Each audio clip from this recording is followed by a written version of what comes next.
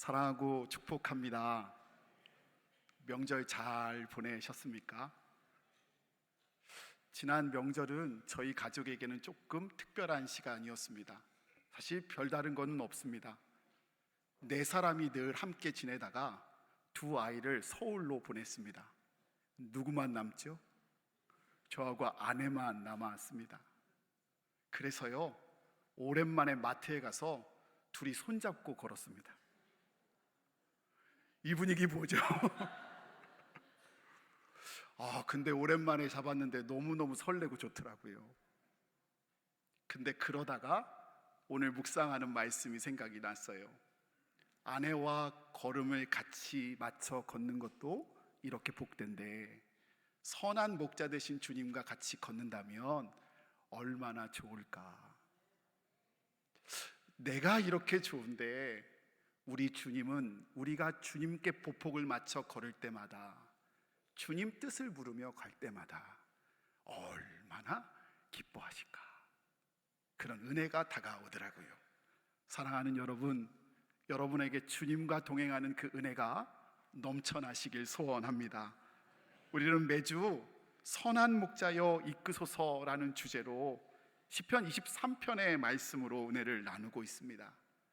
오늘이 2월 첫째 날인데요, 2월 한 달 내내가 걸음걸음마다 다른 분 아니라, 다른 상황이 아니라 선한 목자 우리 구주가 이끄시는 그 은혜가 넘쳐나시길 주님의 이름으로 축원을 드립니다. 오늘은 그 네 번째 시간으로 4절 전반부의 말씀으로 함께 은혜를 나누고자 하는데요, 먼저 한 목소리로 함께 합독하겠습니다. 함께 읽습니다. 내가 사망의 음침한 골짜기를 다닐지라도 해를 두려워하지 않을 것은 주께서 나와 함께 하심이라. 아멘. 사망의 음침한 골짜기, 여기서 말하는 사망의 음침한 골짜기는 여러분 다 상상하듯 우리 인생 가운데 고되고 어둡고 때론 아프고 고통스러운 시간과 장소를 말합니다. 여러분, 이런 시간이 우리에게 없으면 가장 좋겠지만, 사람들 말하는 것처럼 꽃길만 걸으면 참 좋겠지만, 안타깝게도 지금 성경 속 양은, 그리고 우리는 사망의 음침한 골짜기에 있을 때가 있습니다. 여러분, 양이 왜 지금 사망의 음침한 골짜기에 있습니까? 여러분, 혹 여러분 스스로에게 물어보십시오. 여러분은 거기에 지금 왜 계십니까? 말씀을 묵상하다가요, 저는 그 이유가 크게 두 가지로 나눌 수 있다고 생각되었습니다. 그리고 그렇게 구분하는 것이 매우 중요하고 필요한 일이라고 믿어졌어요. 왜냐하면 이유가 다르면 우리가 해야 할 일도 각각 다르기 때문입니다. 첫 번째로요, 양이 사망의 음침한 골짜기에 있는 이유는, 죄송합니다, 제멋대로 간 까닭입니다. 이사야 53장 6절 말씀처럼 우리는 다 양 같아서 그릇 행하여 각기 제 길로 갔거늘. 미안하지만 누가 그 길 가라고 하지 않았어요. 하나님이 그곳으로 인도하시지도 않았어요. 그냥 우리의 생각대로, 우리 뜻대로 행하다가 그 음침한 골짜기에 빠져버리는 거예요. 바라보면 그렇게 서 계신 분들이 의외로 계세요. 자기들끼리 싸우고요, 자기들끼리 상처 줘요. 그리고 자기들끼리 분노하다, 삐져있다, 교회의 목사에게 실족했다 말해요. 여러분, 정욕대로 해요. 소견대로 해요. 저한테 하나님께 물어본 것 아닌 것 같아요. 그리고 또 실족했대요. 장단컨대 우리 하나님은요, 단 한 번도 여러분에게 싸우라고, 미워하라고, 정욕대로 해도 된다고 말씀하지 않으셨어요. 오히려 용서하라, 사랑하라, 거룩하라, 인내하라, 그리고 서로 섬겨라, 그리고 무엇을 할 때 기도하라 말씀하셨어요. 제가 무슨 자격이 있어 여러분에게 야단치려고 이 말씀 드리는 게 아니고요, 여러분 들으세요. 살리려고 말씀드립니다. 지금 만약 사망의 어둠의 골짜기에 계시다면 회개하고 목자의 품으로 돌아와야 합니다. 우리 모든 죄악을 담당하시는 예수님의 십자가 붙들고 나아가야 합니다. 양이 살 수 있는 유일한 방법은요, 지금 낭떠러지에 지금 떨어질 위기에 있는 사망의 음침한 골짜기에 있는 그 양을 찾아온 주님의 품에 안기는 것뿐이 없습니다. 사랑하는 성도 여러분, 오늘 그 십자가 붙들고 주님의 품 안에 거하실 수 있는 저와 여러분 되시기를 간절히 소원합니다. 두 번째, 양이 사망의 음침한 골짜기에 있는 경우는요, 목자의 인도함을 따라가다 그곳에 있는 경우가 있습니다. 앞의 경우하고는 완전히 달라요. 그러니 구분해야 해요. 목자는 양떼를 이끌고 험한 골짜기로 향합니다. 험한 골짜기에는 산사태가 일어날 수도 있고요, 어디서 튀어나와 맹수가 습격을 할 수도 있습니다. 구부러지고 좁은 길이라 양들에게, 목자에게 위험천만한 길임에 분명합니다. 그런데 왜 목자는 이렇게 위험한 골짜기로 그 사랑하는 양떼를 인도할까요? 물을게요. 목자를 위함입니까? 아니에요.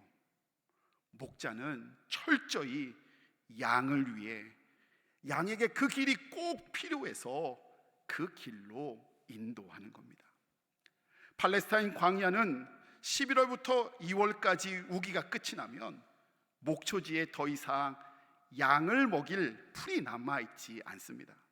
그러나 높은 산 위쪽 초원지에 보면 양떼가 여름 한철 건기에 배부르게 먹을 수 있는 푸른 풀들이 가득 있습니다. 그런데 그곳에 가기 위해서는요, 이 골짜기, 어둠의 골짜기를 반드시 지나가야 합니다. 그래서 목자는요, 양을 살리기 위해, 양을 먹이기 위해 그 길로 양을 인도하는 것입니다.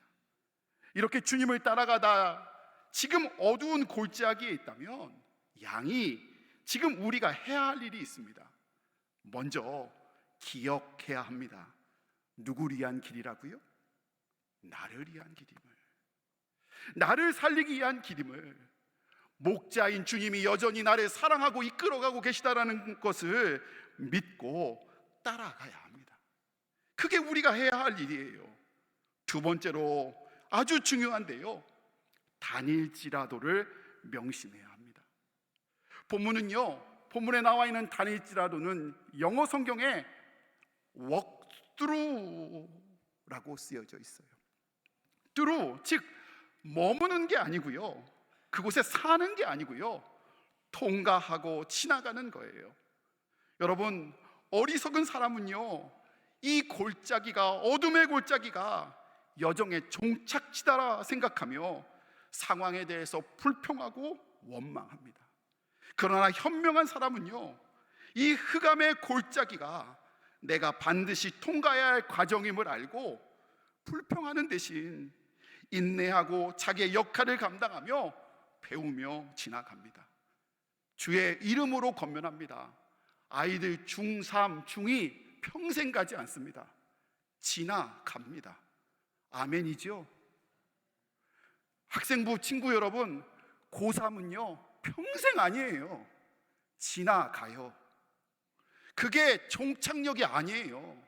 여러분, 불경기요 영영 불경기는 아닐 겁니다. 지나갑니다. 우리 그거 믿고 다닐지라도를 명심하고 통과해내야 합니다. 그게 우리가 명심해야 할 일입니다. 그리고 가장 중요한 건데요, 그럴수록, 그런 길 갈수록 주님께 더욱 바짝 붙어 있어야 합니다. 그래야 가장 빨리 가고요, 그래야 가장 알차게 지나갑니다. 험한 길 간다고요, 나 두렵다고, 염려된다고 내 생각 말하고 막 왔다 갔다 하고 그 길에서 벗어나면요, 목자가 양 챙기느라 더 오래 걸려요.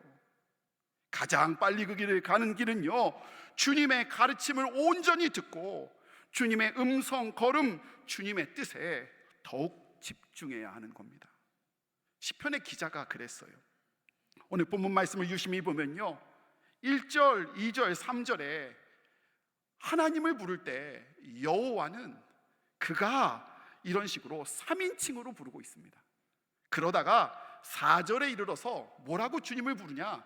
주께서, 주의, 이렇게 2인칭으로 바꿔서 부르고 있어요. 어때요? 3인칭 멀리 있다가 2인칭으로 가깝게 바짝 붙어 부르는 겁니다. 주님을 더욱더 온전히 신뢰하고 있는 거예요. 이게 여러분 신앙생활에 적용하면 어떤 순간인 줄 아세요? 여러분 지금 설교를 듣고 있잖아요. 지금 고백되는 하나님은요, 다 담임 목사님 통해서 얘기되는 3인칭이에요. 근데 언제 2인칭이 되는 줄 아세요? 새벽에 나와 무릎 꿇고 엎드려 주님을 불러요. 주여, 아버지, 예수님. 몇 인칭인가요? 2인칭이에요. 3인칭에서 2인칭으로 어떤 게 더 가까워졌습니까? 사랑하는 성도 여러분, 험한 길 가고 계시다면 이렇게 주님께 바짝 붙은, 그래서 주님 잘 따라가는 저와 여러분 되시기를 원합니다. 사망의 음침한 골짜기를 주님과 함께 가장 빠르게, 가장 속히 지나가게 하실 줄 믿습니다. 본문을 자세히 보면요, 주님을 부르는 호칭만 바뀐 것이 아니라는 것을 알게 돼요. 지금까지 1절, 2절, 3절에 푸른 초장, 쉴만한 물가, 그 배경이 밝고 환상적인 배경이었어요. 그런데 4절, 5절에는 사망의 음침한 골짜기, 원수의 목전 등 두렵고 어두운 환경으로, 배경으로 옮겨졌어요. 그래서 어떤 주석가들은 이에 대해서 전반부는 양지 인생, 후반부는 음지 인생이라고 바꿔서 표현하더라고요. 너무너무 공감되는 표현이에요. 이렇듯 우리의 인생은요, 양지를 걸을 때도 있고 음지를 걸을 때도 있어요.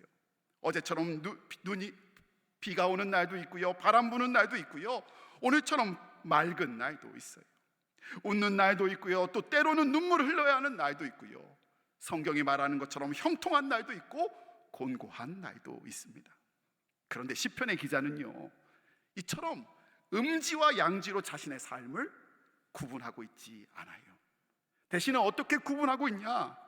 양지, 푸른 초장 쉴만한 물가에서도 목자 되신 예수님께서 우리를 인도하셨고, 그리고 전혀 다른 음지, 사망의 음침한 골짜기, 원수의 목전에서도 목자 되신 하나님이 자기를 지켜주시고 인도하신다고, 그래서 어느 때나 내가 부족함이 없다라고 지금 고백하고 있어요. 무슨 의미입니까? 시편의 기자는 고난의 유무로 상황에 따라 자신의 인생을 평가하지 않고 있어요. 하나님과 함께 고난을 이겨내는 인생과 하나님 없이 고난에 던져진 인생으로 둘로 나눠주고 있어요. 그리고 찬송가 가사처럼 주님이 인도하신다면, 주님이 나와 함께 하신다면 그 어디요? 하늘나라라고 고백하고 있는 것입니다. 그래서요, 크리스천의 고전인 철로 역정을 보면 존 버녀는 축복받은 성도가 다음과 같다고 말합니다. 우리는 흔히들 축복받은 성도라면 양지 인생만 산 사람을 축복받은 성도라고 말하고 싶을 텐데요, 그렇게 얘기하지 않고 축복받은 성도는 사망의 음침한 골짜기를 피해가는 자가 아니라 하나님과 함께 그 현실을 천국으로 변화시키는 자이다 라고 말합니다. 또 C.S. 루이스는요, 천국과 지옥의 이혼이라는 책에서도 아주 비슷한 말이 나오는데요, 정말 말세에 구원받은 자들과 버림받은 자로 나뉘는데 그 차이가 무엇이냐? 음지와 양지가 아니라 구원받은 자들은 우리 천국 아닌 곳에서 살았던 적이 없다라고 고백하는 사람이고요, 버림받은 자들은 우린 항상 지옥에만 살았다라고 말하는 사람이랍니다. 여러분 어떤 사람이세요? 어떻게 고백하고 살고 계세요? 사랑하는 성도 여러분, 시간, 장소, 환경, 주변의 사람 무척 중요합니다. 그러나 더 중요한 것은 내가 주님과 함께 있느냐가 가장 중요합니다. 하나님과 함께 할 때요, 우리 주님 안에 있을 때 주님은 우리의 불안과 아픔을 평안과 회복으로 바꾸시고요, 두려움을 만족으로, 그래서 어디나 하늘나라로 바꿔주실 수 있는 분이시기 때문입니다. 지난 설 명절, 사실 우리 교회 성도님들 가정에 몇 건의 수술이 있었습니다. 한 건이 아니고요, 몇 건이요.